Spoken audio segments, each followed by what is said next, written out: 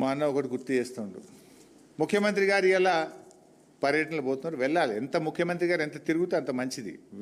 We are not against to that. కానీ ఇలా ఎన్నికల కోడ్ను ఉల్లంఘిస్తూ ఉన్నారు. రాష్ట్ర ఎన్నికల సంఘం నిద్రపోతూ ఉందా? రాష్ట్ర ఎన్నికల సంఘం నియమ నిబంధనలు చూసే బాధ్యత లేదా అని నేను అడుగుతా ఉన్నా. ముఖ్యమంత్రి గారు ఇలా ఏం శంకుస్థాపన చేస్తుండ్రు? ఒక ఇరిగేషన్ ప్రాజెక్టుకు కొడంగల్ నారాయణపేట లిఫ్ట్కు శంకుస్థాపన చేస్తున్నారు. ఆ నీళ్ళు ఎక్కడ పారుతాయి? గ్రామాల్లో కదా పారేది.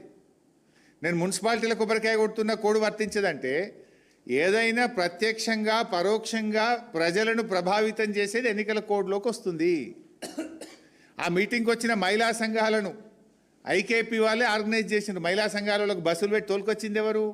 గ్రామాల నుంచి తోలుకొచ్చిండ్రు. మహిళా సంఘాలను అధికారులు తోలుకొస్తున్నారు.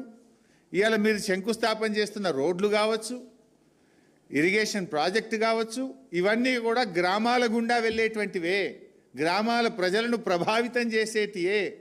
2 ఏళ్ల నుంచి ఏం చేసినావు? తిరగకుండా. ఇప్పుడు ఓట్లప్పుడే సర్పంచ్ ఓట్లను ప్రభావితం చేసే విధంగానే ఎందుకు తిరగాల్సి వస్తుంది? మరి రాష్ట్ర ఎన్నికల సంఘం దీన్ని పరిశీలించడం లేదా? తక్షణమే రాష్ట్ర ఎన్నికల సంఘం రివ్యూ చేయాలి, పోలీసుకు డైరెక్షన్ ఇచ్చి కేసు నమోదు చేయాలి, తగిన చర్యలు తీసుకోవాలి.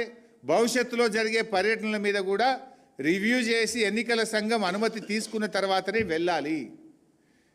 ఎన్నికల సంఘం దృష్టికి కూడా మేము మొన్న తీసుకుపోయినాం. మా దగ్గర సిద్దిపేట జిల్లాలో కూడా తీసుకుపోతే లేలే మాకు ఎన్నికల సంఘం ఆర్డర్ ఉన్నది, గ్రామాలకు సంబంధించింది, గ్రామాలను ప్రభావితం చేసేది చేయకూడదు అన్నారు. మరి వాళ్ళు చేస్తున్నది ఏంది?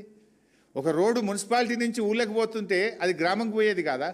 నీళ్లు గ్రామానికి పోయేది కాదా? అంటే ఇలా పూర్తిగా ఎన్నికల నిబంధన తుంగలో దొక్కుతూ ఇలా ముఖ్యమంత్రి గారి పర్యటన జరుగుతూ ఉంది. రాష్ట్ర ఎన్నికల సంఘం చట్టపరంగా న్యాయపరంగా యాక్ట్ చేయాలని, నియమ నిబంధనలు పాటించాలని బీఆర్ఎస్ పార్టీ పక్షాన్ని డిమాండ్ చేస్తుంది.